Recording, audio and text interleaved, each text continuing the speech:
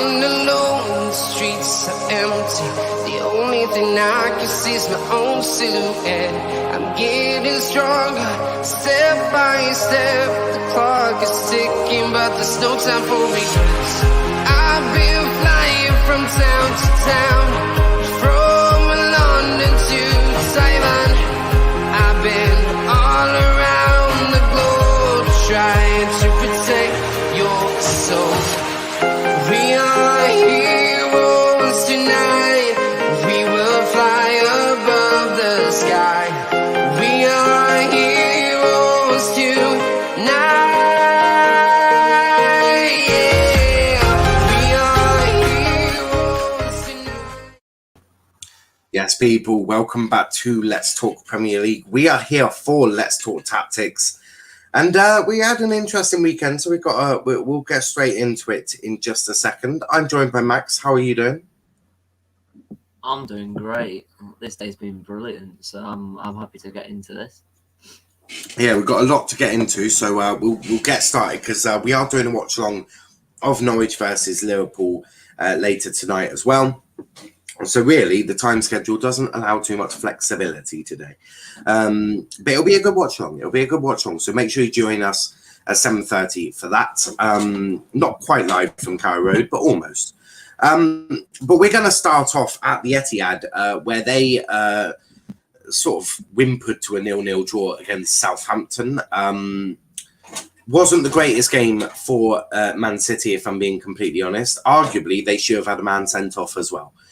So, you know, a lot to get into, but we'll get into that bit on Rescue later on this week. So what we'll do, as we always do, we'll start up with how the boys lined up.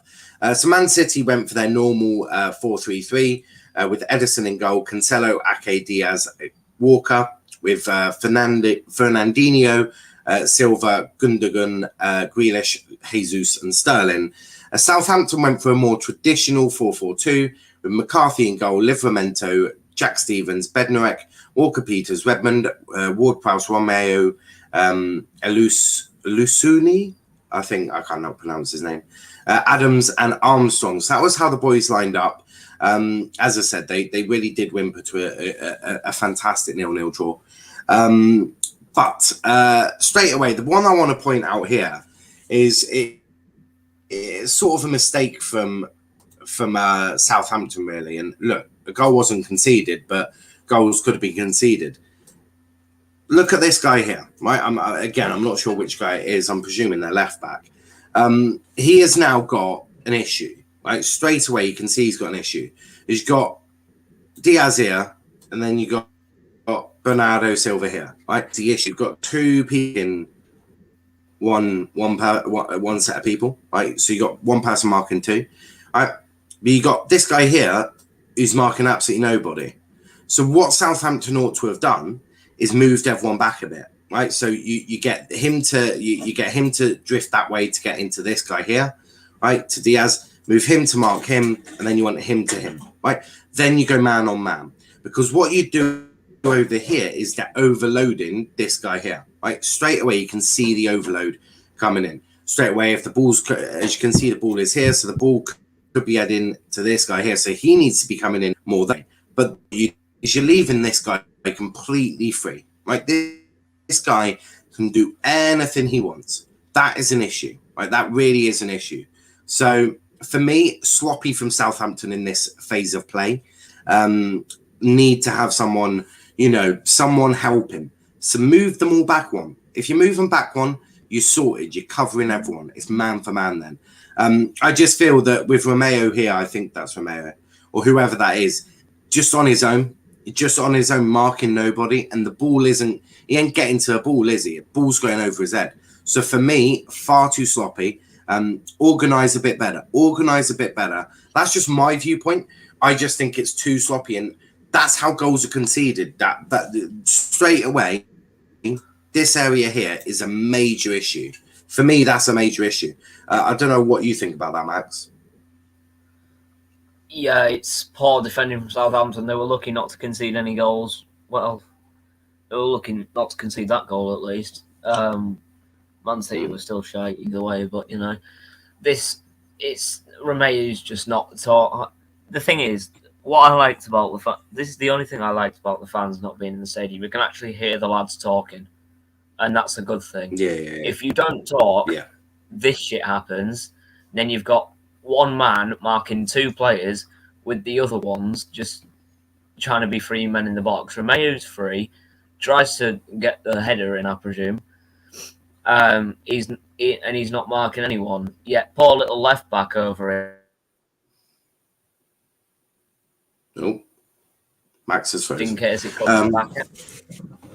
You froze just halfway through that. Lanzi says, guys, do you remember? I have no idea what you're on about. We'll get to West Ham in a bit. We'll get into West Ham in a bit.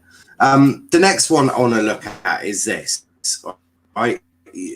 City have got the ball. I mean, they've taken out all 4 of these. These 4 are now useless. Nothing they can do. Sterling, completely free. Right? If that ball from Jesus was any good, which is basically a long ball like that, right? Sterling's quick. It will outrun Jack Stevens, no doubt about it.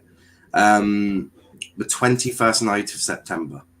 Nice. That is today. That is tonight. But, unless he means like past years. Wow. Fuck knows.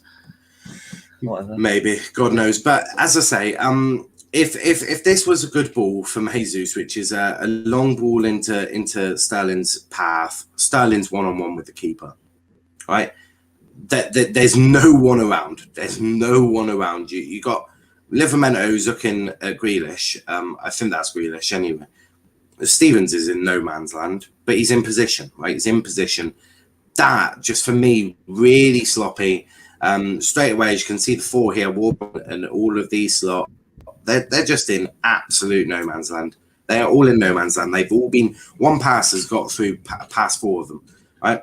Again, really sloppy defending. And you can see Ralph just looking, right? Look at Ralph Hasenhuttl. He is not a happy bunny. He's not happy of how easy these chances are being made. And with Sterling's pace, if that was a good ball, Sterling's still on goal. So I just thought that was really, really sloppy play from Southampton there, but they didn't concede again.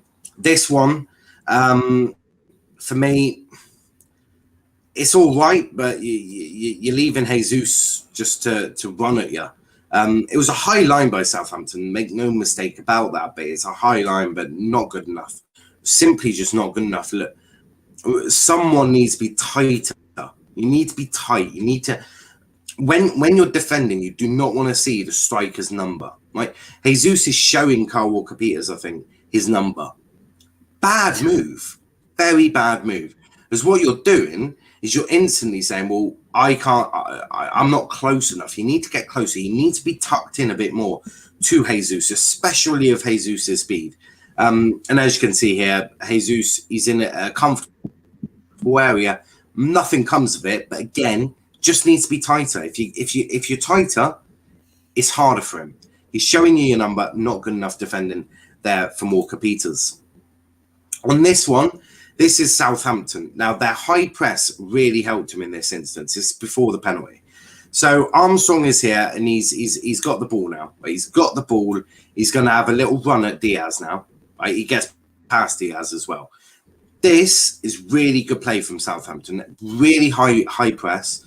Not letting City have time on the ball. Not let them think about what they're doing. They've snatched the ball off them quickly in their own half. Now they're able to capitalise. Shea Adams is going to make a run. He won't get used, but he can make that run. So, yeah, he's making that run. Armstrong is going to now run at Diaz, and that's the last thing a centre-back wants is someone to be running at them. Right? It's where a mistake can happen. Obviously, then you have the penalty. I'm not going to do the clip of the penalty because I'll do that in Ref's View later on this week. But really good play from Southampton there. And again, what I want to pick out here, this is City's defending, and this is shocking defending from City. They've left Armstrong. They've left this guy. Actually, that's Armstrong. They've left him just on his own. Right, he's on his own. He's able to think about what he's doing. He needs to be tighter. Right, Gundogan needs to get tighter to him. Right, Don't allow him to get this pass into Armstrong. Like, don't allow it. You're asking for trouble if you allow that pass into Armstrong. Gundogan, for me, needs to be dropping a little bit deeper, to really get onto this guy. Make him think, make him be unavailable. Because you don't need to worry about this guy. You don't need to worry about Redmond. That's this person's job. So this person deals with Redmond. Gundogan needs to be getting in a bit further back there. But for me, De Bruyne needs to be talking. He needs to be shouting at Gundogan to drop deeper a bit. Drop a bit further in. Get him marking that man. Don't allow him that space. For me, I don't know what Ruben Diaz is doing. I mean, he's in absolutely no man's land. Right? He's not marking. He could be getting deeper. He could be getting closer to Armstrong. Right? I don't know what Diaz is doing here, but he's so far deep. It's unreal. If you're trying to play an offside trap, you asking for trouble here. If you do that against a good side, a Chelsea, a United with Ronaldo, you are asking for trouble. You're asking for so much trouble. It's unreal. Ravi says, Niall, Southampton were decent if only scored. I agree with you. They were good. There were elements of their game that was poor, but there was also elements of City's game that was shocking, to be completely honest with you. And then this is the offside. Now, Southampton, I want to talk about their high line. They've done really fucking well here. All of them have taken out pretty much all of these players. Right? They've all pushed up. They're all offside. Right? All of them are offside. Ake's offside. Foden might be onside.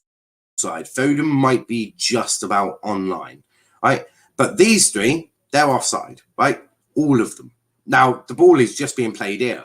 So technically, every single one of them fuckers are offside. Make no doubt about it. Even if they are saying that this guy is onside, doesn't matter because Sterling is in front of him, which means he's offside anyway. Really good play here from Southampton. They were really good, pushed up at the exact right time. Pushing up at the right time is crucial when looking to play an offside trap, and they did that absolutely superbly. It's a great effort there defensively from Southampton. Now, do you think the teams in the Prem are starting to find out City and finding ways of getting something out of them? Yeah, easily. This whole false nine bullshit ain't going to work anymore. It's just not. They had 16 shots, one on target on Saturday. I expect that from like fucking Norwich. I'd expect that from a Watford. Man City, I don't expect that. They've not... Sterling's also in poor form as well, but they haven't got a striker.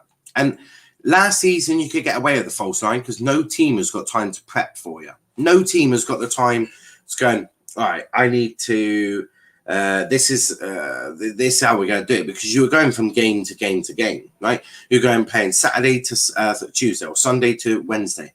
You were playing week in, week out. You're playing 3 games a week in some days. It's just so much. There's no time for prep. Whereas now, there's time for preparation. Southampton have had a week to work on what they're going to do to stop City, to know their sort of threat. Right? They've had that time. City, on the other hand, haven't had that time on how to break Southampton down because they've had a game on Tuesday in Champions League. Now, this whole thing of they're tired, I'm sorry, but Pep has got 2 squads capable of winning the Premier League. Use it. I don't want to hear this bullshit of, we're tired. Blah, fuck off, Pep. Absolutely do one. Right? I don't think City will be strong this year. They'll get top 4. I think they'll get top 4. They won't win anything. They will win absolutely nothing this season because they haven't got a squad. They haven't got a striker. They need it. Why waste, and I'm going to be completely honest, why waste money on this man here, Jack Grealish, right, when a striker is much more needed? It makes no sense to me. No sense at all. Absolutely shocking from City and Pep. I don't know why they did that. I frankly, it baffles me every time I think about it. But no, I completely agree. I think teams are finding ways to stop City. I also think City not having a striker is going to cost them the Prem, as Ravi thinks as well. But moving on, as we don't really have City fans anyway, I want to talk Liverpool. I'm not sure if Max is there, but we are going to talk about Liverpool now. A really, really close game. Right, the scoreline suggests it was an easy win. Not a chance. Not a chance was this an easy win. So actually really tough. It was a tough game for Liverpool, but tough games really do they give you more excitement, right? Especially the nerves. Again, let's look at lineups of two sides. Alisson in goal for Liverpool. Tsimikas, Van Dijk, Konate, Milner. With Fabinho, Thiago, Henderson, Mane, Jota, Salah. So arguably, unless you put in Trent and take out Konate for Matip, it's the strongest team. Oh, and Robertson for Tsimikas. Strongest Liverpool team out there. So Jurgen has fully respected Palace with that lineup. Palace, on the other hand, they've gone for a similar lineup. I would say a bit more defensive. I would say Zaha and Ayew are a little bit more defensive than Liverpool were. Obviously, Palace had Guaita, Ward, Anderson, Guehi, and Mitchell, with Kouyate, Gallagher, and MacArthur, with Ayew, Zaha, and Benteke. A lot of people were like, why is he started Benteke over Dembele? Quite easily, actually. With Tottenham, Palace were dominant. They dominated the game, right? With Liverpool, they weren't going to have that domination. What was Palace going to have against Liverpool? Well, they were going to have a long ball. Right? It was a long ball up to Benteke, target man, Zaha running off him essentially. Right? That is the style of play you're playing against a top side. So Dembele, whilst he would have been good, might not have fitted this lineup straight away. Whereas Benteke, being a big physical target man, being a bit more, Prem savvy, would have been a better option, to which that's what Patrick Vieira went for as well. So a little theory of why he went for Benteke over Dembele. Ravi says Liverpool need to not sit back when they do go 1-0 up, as they have been guilty at times doing. I do hear that. Pleased for Naby being able to stay a little bit more fit and getting a goal. Yeah, Naby had a great start to the season for Liverpool, hasn't he? But let's look at it. So this one is Jota. It's why one of my pet hates in life is strikers defending. Jota he's letting the ball bounce, for fuck's sake. Don't let the ball. It's the first thing you're taught at football school, essentially. Don't let the ball bounce, right? Because then you don't have the control, right? It could be a heavy bounce, whatever. Don't let the ball bounce. Jota lets it bounce. It wasn't really great from Jota there. And then you can see Jota spinning around like, where's the ball? You've let it bounce, mate. That's why you can't find the fucking ball. You've let it bounce. But apart from that, it's good from Liverpool. They've pushed up, although Mane is playing absolutely every fucker on side. But that's for another day. Mane not quite getting out as much. You can see Van Dijk probably just looking at Mane going, you are playing everyone on side. Please stop. But that's just on Jota. This one, though, really sloppy from Liverpool again. This is Zaha, right? Against Milner. Now, I like Milner. He ain't beaten Zaha in a running race. Let's just make that perfectly clear now. He gets a little bit on it. That's all you need to in life. You just need to get a little bit on it, which he does.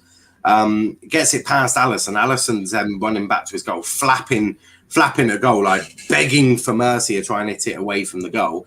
It's it to a post. It goes out for a corner, but sloppy play from Liverpool here. Max, about this one, what did you make of this part of play for Liverpool? Because I thought it was somewhat sloppy. Yeah, as you said, like Jimmy Milner, you're never beating Zaha to a ball like that. Very sloppy defending. Very lucky from Alisson. It was a great save to try and get back and get it away. The universe can't have let us off with that one, to be fair, with the way it rebounded and ricocheted off the post.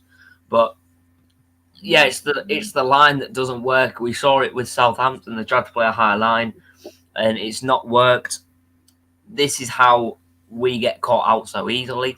This is how we get caught out against the big teams like Chelsea and Man United. I wouldn't call Man City a big team anymore after that, but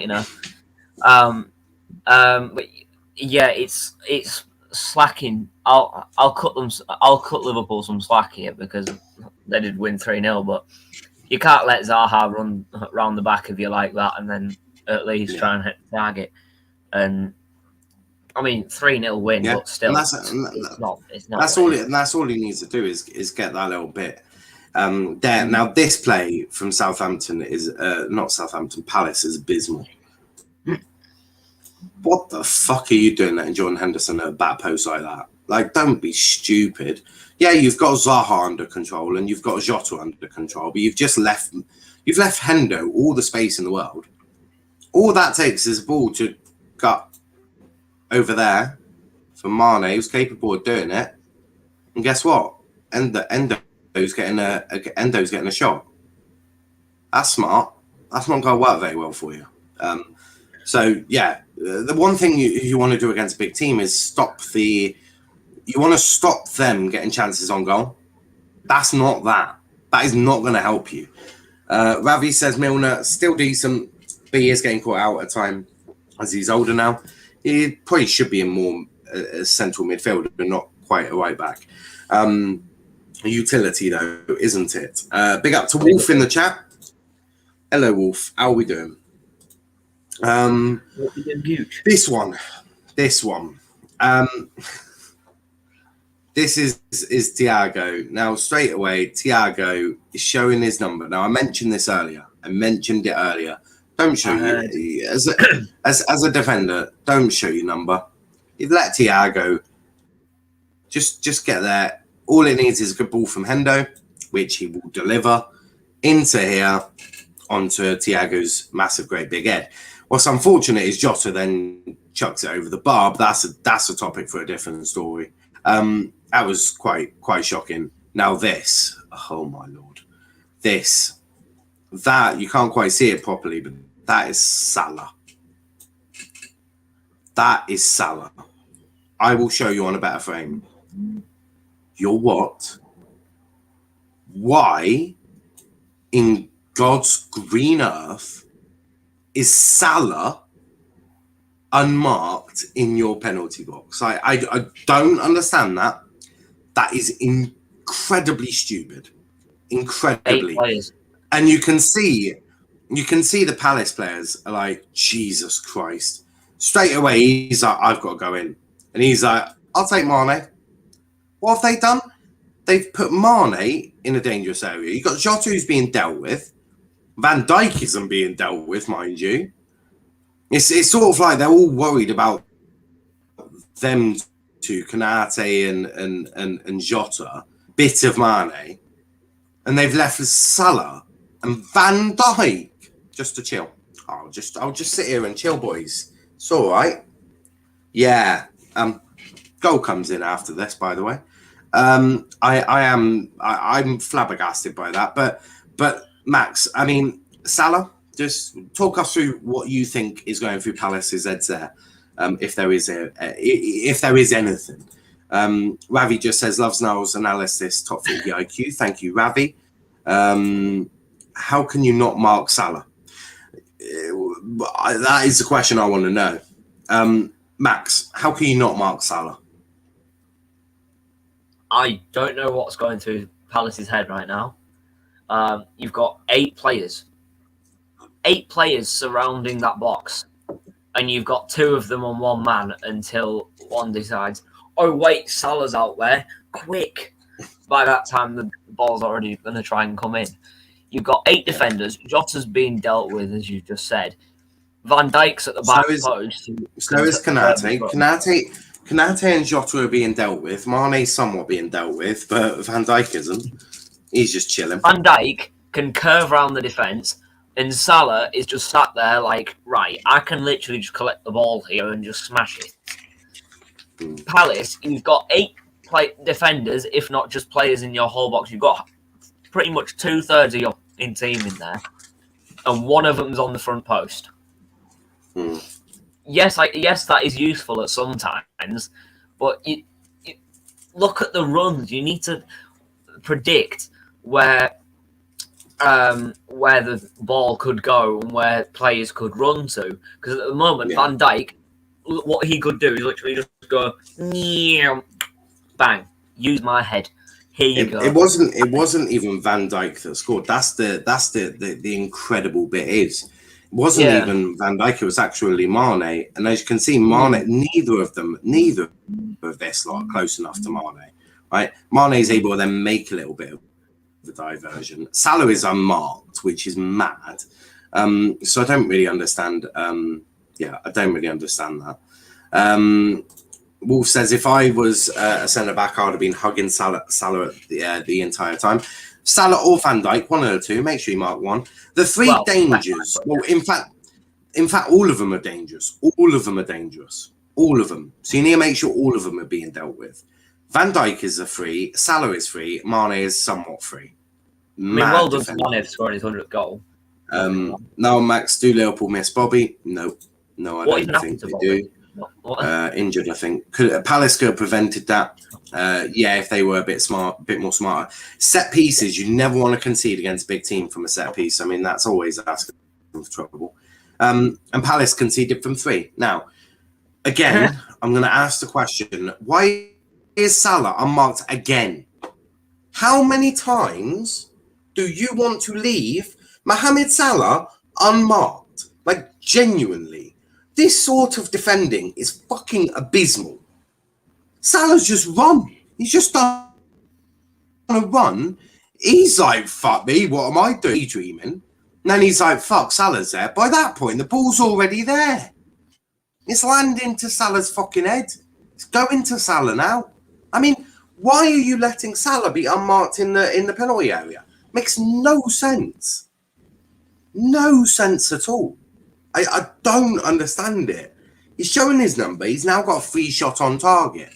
And guess what? There's a little bit of a hole here. Exactly where Salah's going to chuck the ball, mind you. Shocking defending from Palace again. I'm bigger than Salah. I'd rather mark him. That makes sense. I don't know if I prefer Salah. I'll take Jota. He's less dangerous. Yeah, Salah would have scored. Was scared. Yeah, Ravi. Salah isn't ready for the Canadian sauce. Love it. But yeah, abysmal defending. But I'm going to move on before I lose my shit again. It's okay. I'm going to lose my shit for again. And similar. Why is Naby Keita free? What are you doing, man? Genuinely, what the fuck is going? Three shots, three goals from 3 set pieces. That is shocking. Right? The one thing that you need to be good at when you're in the Premier League and you let's be fair to Palace, near the bottom half of the table, is be good at set pieces. Deal with them. Don't let goals go in through that way. If you get beaten by a moment of brilliance by Salah or Mane or even Naby Keita, then I can live with that. But not from a fucking set piece. I cannot excuse that. Scoring from set pieces all the time conceding from them is inexcusable. Absolutely shocking. Now, Naby has absolutely no right to score from here, mind you. I'm just chucking it out there now.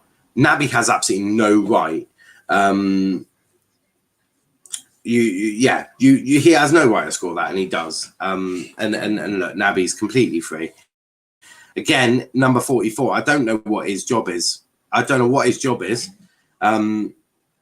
I'm frankly confused. What is his job? Is he meant to be out there with Naby? Is someone meant to be with Naby? Is this Patrick Vieira's fault for not setting his team up well enough for set pieces? Or is it the player's fault for not implementing what Patrick Vieira wants? Either way, it's fucking abysmal. Right? Absolutely shocking. Don't like it. Wolves goes... Salah enters Palace box. Palace defenders, you son of a biatch, we are out. Yeah, it's not great defending. And again, just let Naby have a shot on goal. And Quater's on the floor. He's got no chance. Curtis Jones really did help Liverpool. I thought he was really energetic when he came on. Hopefully he'll play tonight. I'll be very excited to see. But as I say, shocking defending from Palace. Absolutely fucking abysmal. Next up is Burnley versus Arsenal. Arsenal with a 1-0 win against Burnley. Now, Burnley shouldn't concede from set pieces, should they? Wait and learn, boys. Wait and learn. Burnley, they lined up with Ramel. Big up, bro. How are we doing? I'm all good. For Burnley, they went for Pope in goal, Taylor, me, Tarkowski, Loughton, McNeil, Brownhill, Westwood, Goodmanson, and strikers of Wood and Barnes, right? Cool. We're all good with that one.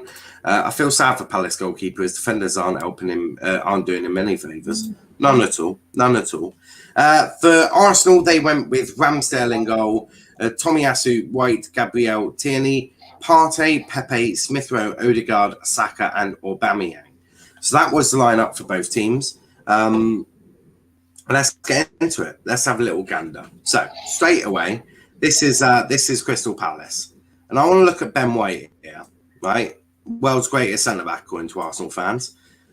Great marking. That's Wood or Barnes, one of the two. One of them is just chilling right behind him. Ben White can't see him. So Ben White can't see him. How are you meant to defend someone you can't see? Just asking. He doesn't even know he's behind him. Ramsdale does. You can see Ramsdale does because he's screaming right now. He's absolutely screaming at Ben White, telling him that someone's behind him. Does Ben White react? Does he fuck? Now, luckily for Arsenal, they don't score from this. But it was shocking defending. Abysmal. Max, what do you make of that? I'm going to be honest here. In this game, Ben White, to be honest, I thought he was a waste of money anyway because it's 50 fucking million. But he had a fucking howler. He did have a howler.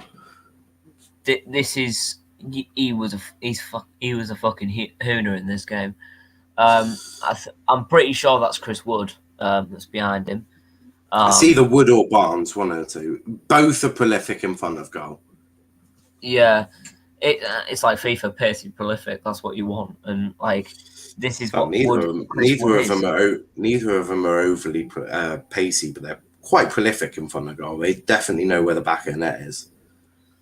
Yeah, and this is White's struggle at the minute, as Ramsdale's in his head and probably right now on the pitch anyway, is fucking absolutely leathering like at White, saying, "Get the fucking ball from this man, or it's gonna go in."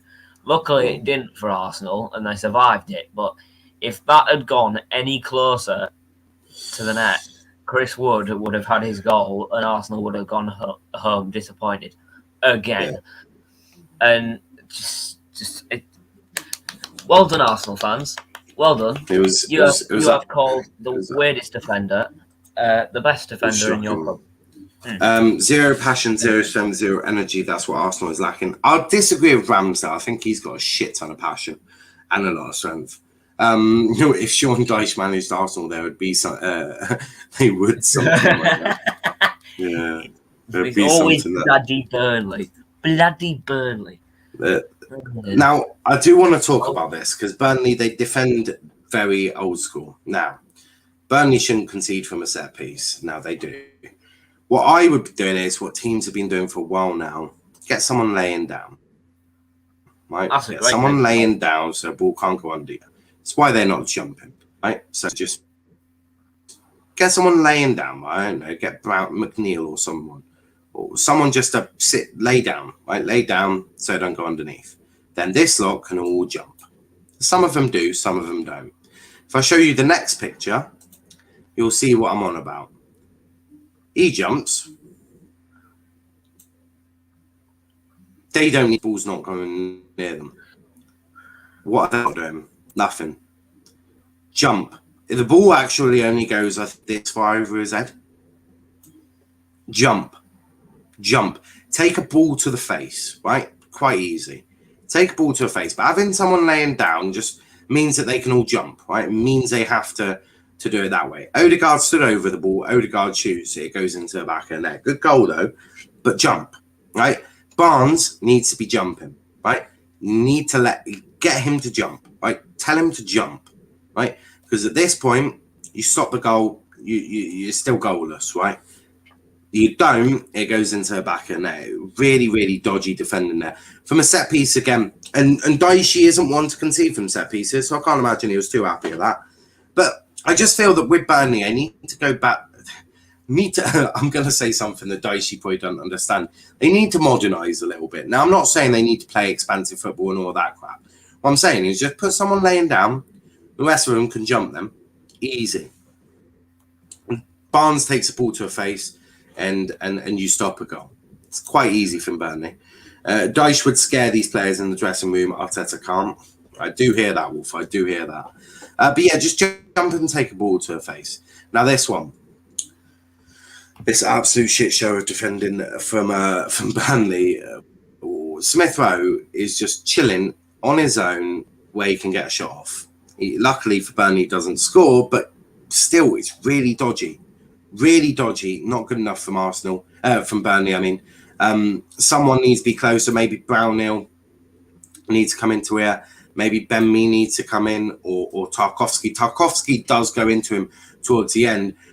But then if Tarkowski comes in, you've got Aubameyang and Saka on their own, and they can do whatever they want. And I think that's somewhat... Goodmanson is definitely talking about that to somebody. Somebody, he's pointing to these two, says an overload back here, right? But if Tarkowski comes in, then Taylor's on his own against Saka and Aubameyang. Not quite going to be the greatest moment of his life. But once, maybe, I would say Ben Mee needs to come in a bit closer to Smith Rowe and sort that shit out, really. But now I want to talk about Arsenal's defending, because this is pathetic, if I'm being completely honest with you. I don't think Arsenal actually are playing with a defence here. Why the fuck is everyone ball watching? Why have you got 4-on-2 and you're just leaving this guy on his own? Like, what the fuck? What sort of defending is that? Right? Tomiyasu, what is he fucking doing? What is he doing there? He needs to be way out here. Tomiyasu needs to be out there, right? Someone needs to tell Tomiyasu to get his backside back over to right back. That's what I would be screaming. I'll be screaming onto a pitch, telling Tomiyasu to get his backside back there, right? You do not need 4-on-2. Right? You shouldn't need to. Right? All it takes is one good pass into Smith Rowe here, and you can get off on the counter because he can try and get it to Pepe. Right? It's not difficult, but Tomiyasu could have cost his team a goal here. Fucking shocking defending. Shocking. Absolutely abysmal. Right? Why have you got all of these? They're basically in a line. You watch him. All of them are ball watching. It's abysmal. Big up to Wolf. I'll catch you in a bit. But Max, talk me through this. Okay? It's just ball watching and crap. I don't know what to say for Burnley at the minute. They've gone from brilliant. Arsenal. Look, this is Arsenal's defending. Yeah. Burnley, they played really well in this game. Well, from their point of view especially. And they had some really good opportunities to score. Arsenal were lucky not to concede, really. Because this defence, Pepe, I love how he just stood there doing fuck all with, I think... Well, he's not that's Smith Rowe, but he's not. They're not the two I'm pissed off with. The one I'm pissed off with is Tomiyasu right here. Why the fuck Tomiyasu is playing as centre back now and diverted his right back position? I'll never know. That's just appalling from him, but it's Arsenal, really, isn't it? But again, Arsenal defensively a mess. And this one from Ben White, I mean, fucking hell. You know, pace on this ball. I've seen my grandma kick a ball. I've genuinely seen my grandma kick a ball harder than this. He straight away puts Ramsdale in danger right here. Right, he's lucky Ramsdale gets touched with a ball. If not, that's a goal scoring opportunity. And Ramsdale might even get sent off for that. In a clear goal scoring opportunity. Shocking. Really didn't understand that. They're lucky. He's very lucky. Again, Ben White didn't have the greatest game, but yeah, and straight away, obviously, Burnley capitalised on that and lucky not to concede. But next up, London Stadium. It's West Ham versus Manchester United. Now, this was an interesting game. Ended quite impressively as well. We'll start with the lineup. So West Ham went for Fabianski in goal, Cresswell, Ogbonna, Zuma, Kufal, with Souček, Rice double pivot, Fornals, Benrahma and Vlasic with Bowen up top.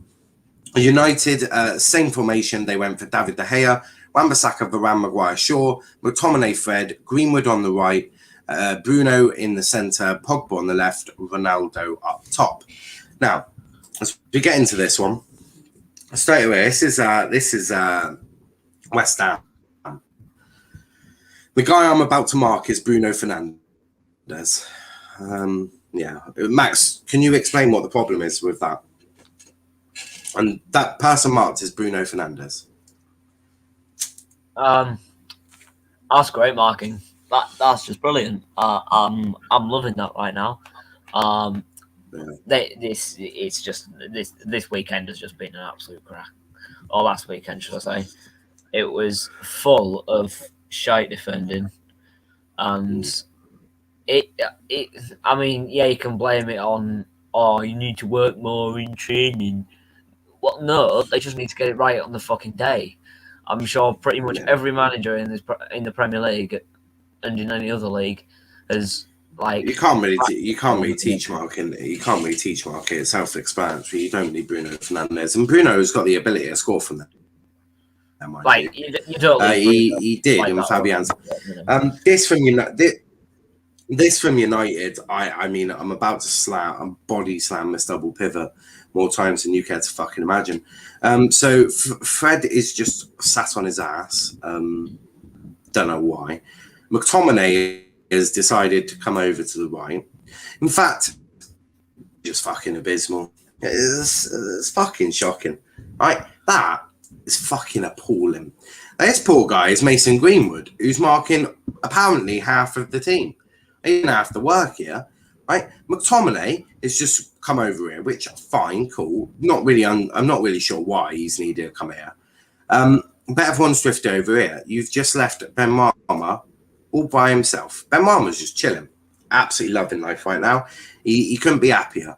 Mason Greenwood spots that danger instantly, so he's coming into this gap. He's gonna try and get something right. He knows Benrahma's shooting. Greenwood is doing the right thing, which is get something in there. Do you see Bruno doing that? No. Bruno just stood there, right? Bruno could be doing exactly the same as Greenwood. Get in there. Like, get in there, stop that shot. What it doesn't happen because then Benrahma shoots, it comes off for and enters the net here. Right? Shocking from United. Defensively, just a shambles.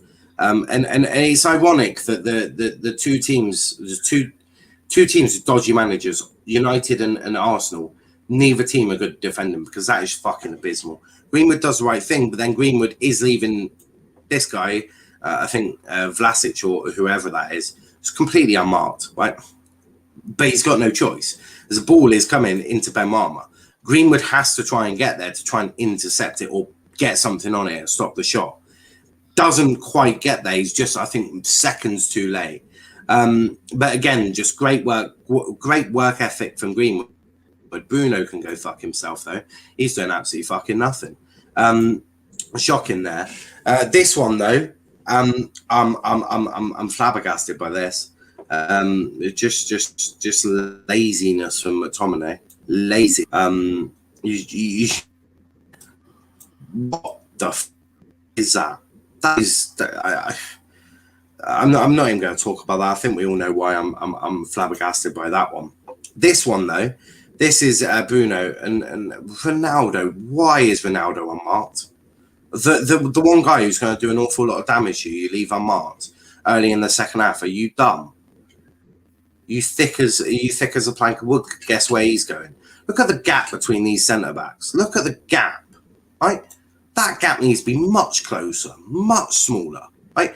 Ogbonna here needs to be here. For me, needs to be in there. Bruno's now got all that space. Bruno has just got all of the, mind you, he's working here. Got all of that space there. Now letting Bruno have space. I don't know if you're delusional, dumb, or just downright stupid, but I'll give you a hint. It don't end well. Ronaldo does get a shot on goal. Fabianski saves West Ham though. Absolutely saves him. fucking lifesaver. But this defending is shocking. He needs to be getting in closer. He needs to be closer, right? Ogbonna here needs to be getting closer. He needs to be here, right? Ogbonna needs to be moving more centrally, closing that gap with Zuma. You need to make sure he's shifting over, right? Shift over, make sure that Rice is here. Make sure Rice maybe drops in or whatever. I don't really care who drops in as long as someone does it. But this here isn't good enough. Not much of the imagination. This one, very similar again.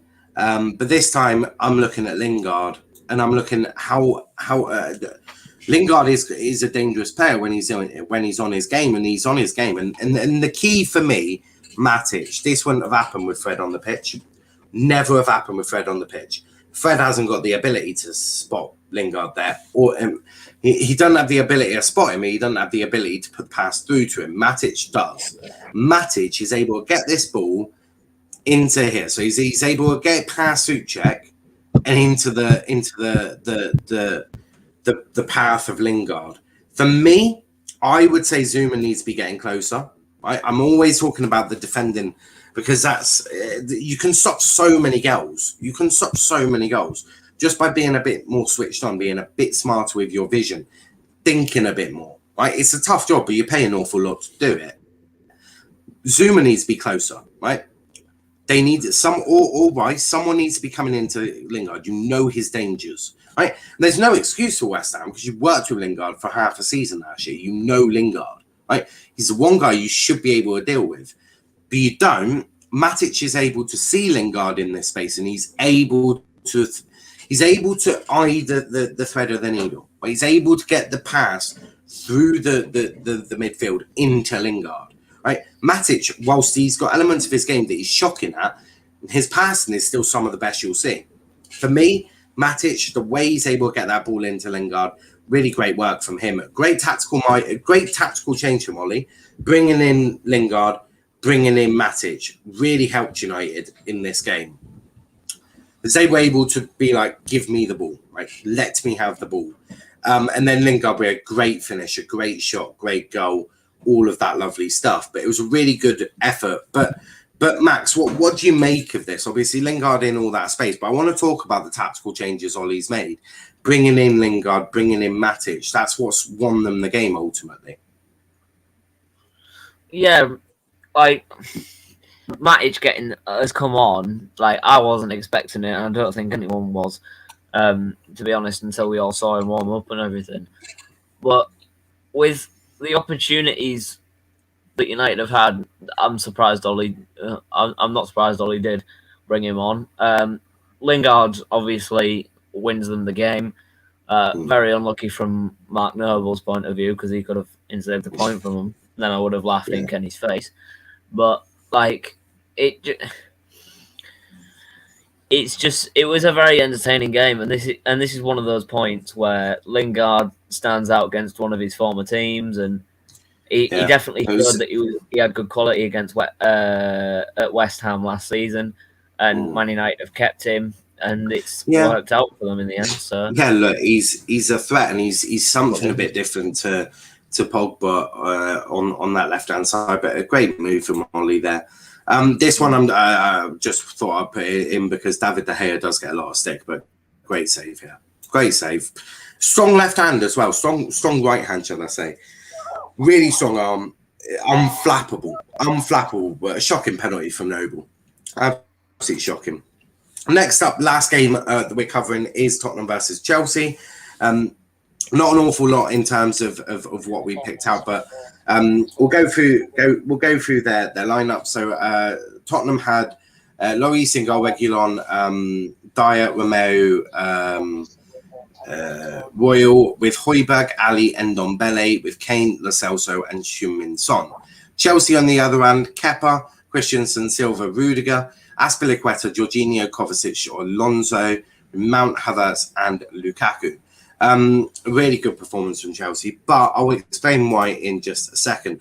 Now, this moment for me, Lo Celso, I think makes the complete hash of what he should be doing. For me, he needs to turn. He has that ability to turn I would be feeding Kane through that way. I would have fed Kane through. He chooses Son. He overhits the pass. Kepa's able to deal with it. But no, that wasn't great. But he has two options. I don't think Chelsea centre-backs are good enough there. I think they are too close.